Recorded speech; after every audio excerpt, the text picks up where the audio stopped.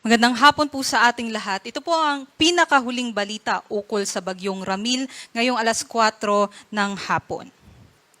Kanina nga pong 4:10 p.m. ay naglandfall na sa may Gubat, Sorsogon itong si Bagyong Ramil at posible nga po habang tinatahak ang Bicol Region, posible po itong may bahagyang paghina. Kanina nga pong alas 4 ng hapon, itong si Bagyong Ramil ay nasa may coastal waters na ng Gubat, Sorsogon at meron pa ring taglay na hangin na aabot sa 65 kilometers per hour at pagbugso na aabot sa 90 kilometers per hour. Sa ngayon nakikita nga po natin, bahagyang humihina nga po yung kanyang pagkilos pa-westward dito po sa may coastal waters ng Gubat, Sorsogon. At kung mapapansin nga po natin, malawak nga po yung mga kaulapan o mga cloud system na associated dito po sa Bagyong Ramil, kaya kahit wala po tayong mga nakataas na wind signal o kahit wala po tayong nakataas na weather advisory sa ating mga lugar, posible pa rin po tayong makaranas ng makulimlim na panahon. Meron din po tayong mga kalat-kalat na pag-ulan, pagkulog at pagkidlat dito pa rin sa may western sections ng Central Luzon, kabilang ang Metro Manila, sa may Calabarzon area, Mimaropa, maging dito po sa malaking bahagi ng Visayas at sa may northern at sa may central portion din po ng Mindanao. Kaya ulitin ko po, kahit walang signal at wala tayong nakataas na weather advisory, posible pa rin po tayo makaranas ng makulimlim na panahon. Ito po yung ating pinakahuling forecast track and intensity nitong si Bagyong Ramil. Sa ngayon, tropical storm pa rin po ito at inaasahan nga po natin kahit bahagyang hihina po ito habang binabaybay ang Bicol Region landmass ay i-maintain pa rin po nito ang kanyang tropical storm category. Itong yellow na bilog naman po, ito po yung nakakaranas or area na may mga malalakas na hangin na mas mataas pa sa 39 kilometers per hour. So ito po yung mga merong mga wind signals at yun nga po, concentrated po yung mga lugar na may wind signal dito po sa may northern periphery nitong bagyo. Ngunit dito naman po sa may southern periphery ng bagyo, kahit walang wind signal, posible pa rin po yung mga malalakas na mga pag-ulan. Inaasahan nga po natin itong si Bagyong Ramil ay mag-west-northwestward pa rin po sa susunod na mga oras. Sa pagdating naman po ng after 12 hours ay nandito na po siya malapit sa may mga Quezon Islands. At inaasahan nga po natin, tatahakin po nito ang mga landmass dito sa Bicol Region o bahagyang tumaas o bumaba at dito po siya dadaan sa may coastal waters din po ng Bicol Region. So, may possibility pa rin po na tumaas o bumaba based po sa ating forecast uncertainty cone. At pagsapit naman po bukas ng umaga, posible nga maglandfall pa rin ito dito sa may Polillo Island o dun po sa mga isla dito malapit sa Quezon. At pagsapit naman bukas ng morning or afternoon, maglalandfall po ulit ito dito po sa may Aurora Province. Ngunit hindi natin inaalis yung tsansa na ito po ay maglandfall either po sa may southern Isabela o sa may northern Quezon area. Kaya para sa ating mga kababayan dyan, maghanda pa rin po tayo kung dahil posible pa rin po na tayo po yung maging direct hit nitong Bagyong Ramil. Magpapatuloy po itong Bagyong Ramil sa kanyang west-northwestward na pagkilos at tatahakin nga po ang mountainous regions dito po sa may northern Luzon area, sa may Cagayan Valley, sa Cordillera Administrative Region, pati na rin dito sa may Ilocos Region. Kaya posible nga po kung tumahak na po ito dito sa may mountainous regions dito po sa Luzon landmass ay mas humina po ito.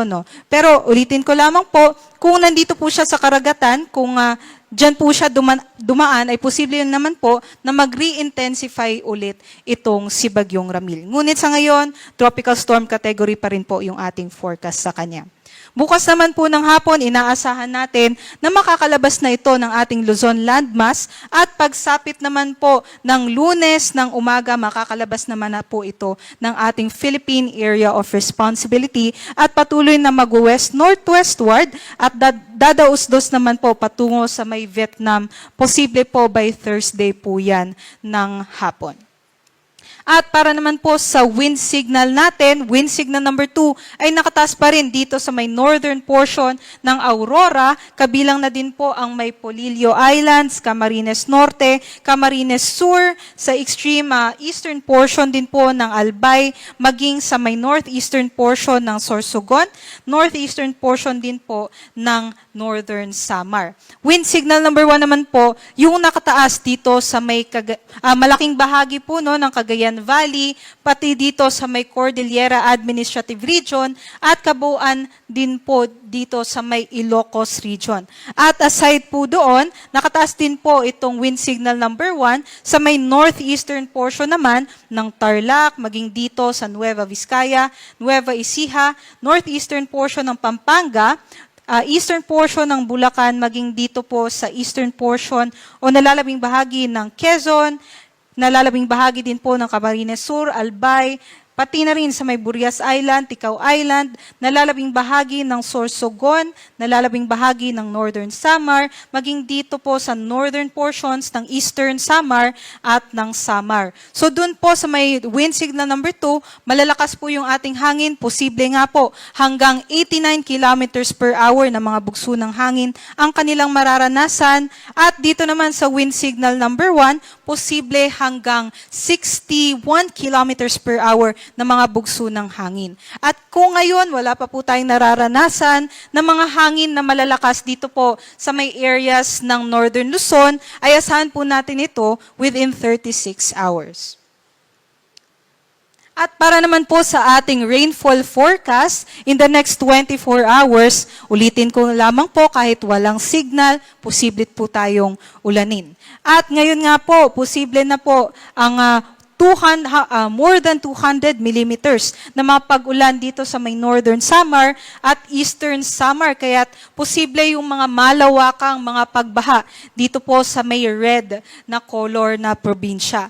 Doon naman po sa may mga nasa orange na mga probinsya, ito po yung makakaranas ng 100 to 200 millimeters na mga pag-ulan. So yun po yung aasahan within 24 hours dito po sa Isabela, Kalinga Mountain Province, Ifugao, Benguet, Nueva Vizcaya, Quirino, Aurora, Nueva Ecija, pati na rin po dito sa may Bulacan, or dito rin po sa may Quezon, Camarines Norte, Catanduanes, Camarines Sur, Albay, Sorsogon, maging dito po sa may Samar at sa Biliran. Kaya't para sa ating mga kababayan na hindi pa nakakaranas ng mga malalakas na mga pag-ulan, maghanda na po tayo sa posibleng epekto nitong si Bagyong Ramil.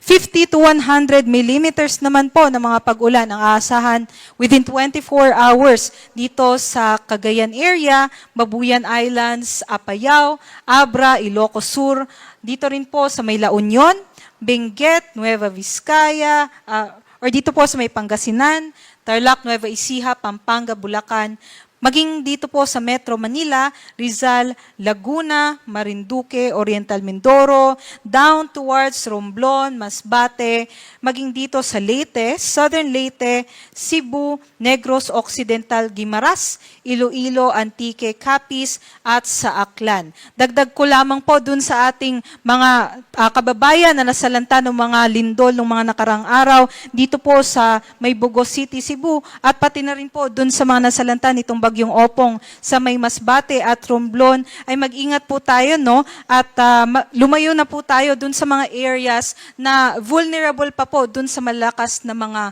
pag-ulan. At para naman po bukas ng hapon hanggang sa Lunes ng hapon naman ay mababawasan na yung mga pag-ulan natin sa may Southern Luzon area maging sa may Visayas dahil nga po inaasahan natin na nasa may Northern Luzon area na po itong si Bagyong Ramil by that time. So asahan po natin 50 to 100 millimeters na mga pag-ulan sa malaking bahagi po ng Cagayan Valley maging sa Cordillera Administrative Region at dito rin po sa sa may Ilocos region. At dagdag ko lang po, pati po dito sa may Zambales, Tarlac at Nueva Ecija at sa Nueva Vizcaya, aasahan pa rin po natin yung 50 to 100 millimeters na mga pag-ulan.